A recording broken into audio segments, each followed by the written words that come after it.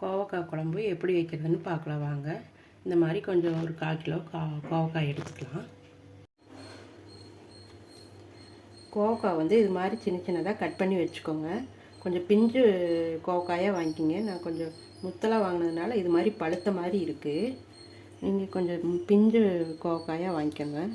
சின்ன வெங்காயம் இது மாதிரி கொஞ்சம் கட் பண்ணி வச்சுக்கலாம். கருவேப்பிலை கொஞ்சம் எடுத்துக்கலாம். புளி வந்து இந்த அளவு எடுத்து ஊற வச்சு வச்சுக்கலாம்.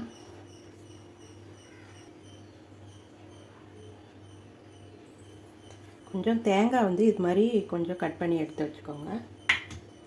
பூண்டு ஒரு 4-5 பல் இது மாதிரி உரித்து எடுத்துக்கலாம். சின்ன வெங்காயம் 1 கப்பு வதக்கறதுக்கு எடுத்துக்கலாம். அப்புறம் தக்காளி ஒரு 3 தக்காளி கட் பண்ணி வச்சுருக்கேன். இப்போ வாங்க எப்படி செய்யலான்னு பார்க்கலாம்.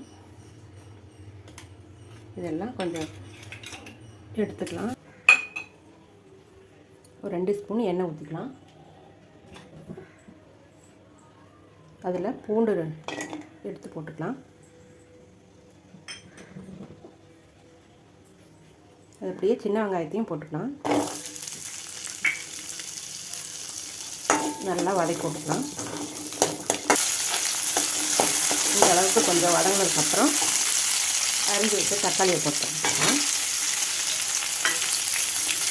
இதையும் நல்லா வதக்கிக்கலாம்.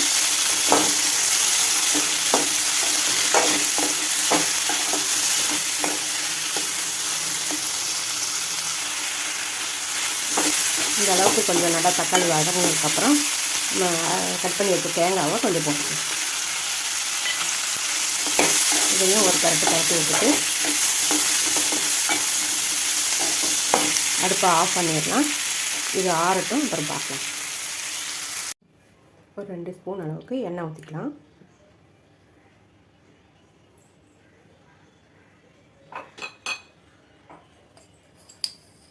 அதிலே கடுகு 1 ஸ்பூன் போட்டுக்கலாம். ஜீரகம் ஒரு 1/2 ஸ்பூன் போட்டுக்கலாம்.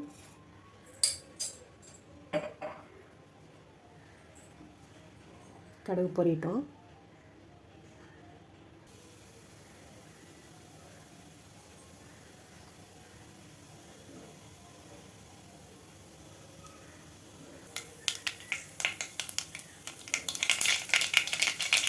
கடுகு பொரியுது. வெங்காயத்தை போட்டுக்கலாம்.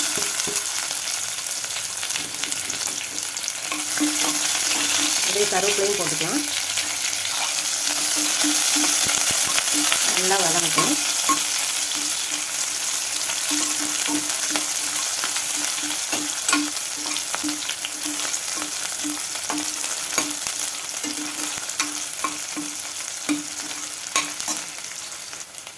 வெங்காயம் இந்த அளவுக்கு வதங்கினதுக்கப்புறம் நம்ம கோவக்காயை போட்டுக்கலாம்.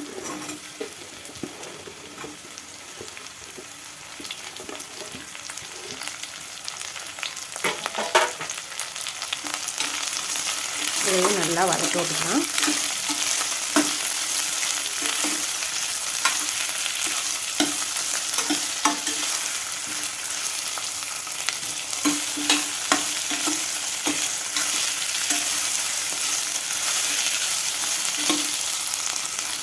கொஞ்சம் சிம்மிலே வச்சு நல்லா வதக்கி விட்டுக்கோங்க.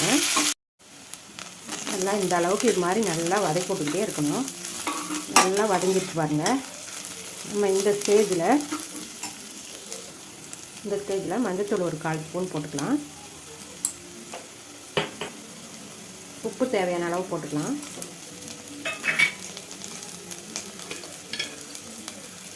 மிளகாத்தூள் ஒரு 2 ஸ்பூன் போட்டுக்கலாம். இது வந்து குழம்பு மிளகாத்தூள்.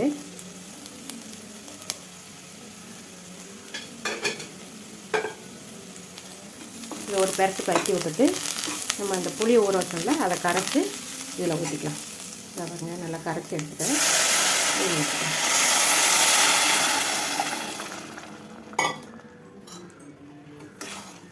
இது நல்லா கொதிக்கட்டும். மிளகாத்தூள் பச்சை வாசனை போகிற வரைக்கும் நல்லா கொதிக்கட்டும். அது கொதிச்சுட்டு இருக்கட்டும். அதுக்குள்ளே இந்த இதை வதக்குனதில் ஆறிடுச்சு. இப்போ நம்ம அரைச்சிட்டு வந்துடலாம். நல்லா பச்சை வாசனை போகிற வரைக்கும் நல்லா கொதிக்கட்டும். நல்லா மிளகாத்தூள் பச்சை வாசனையெல்லாம் போயிடுச்சு. இந்த மாதிரி வதக்குனது வந்து அரைச்சிட்டு வந்துட்டேன். இந்த மாதிரி கொஞ்சம் கொரகொரப்பாக அரைச்சிக்கோங்க. இதை இதில் ஊற்றிடலாம்.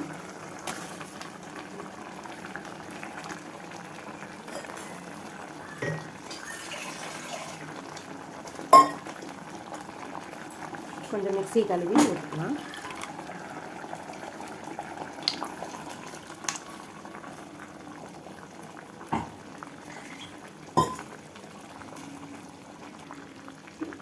வந்து நல்லா எல்லாத்தையும் கலந்து விட்டுக்கலாம்.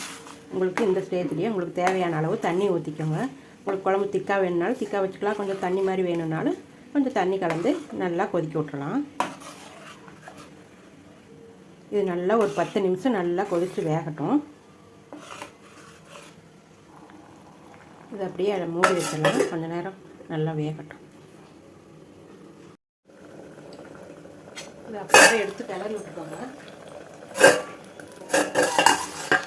அடி பிடிக்கிற போது இது மாதிரி கொஞ்சம் கிளறி விட்டுட்டு மூடி வச்சிடலாம்.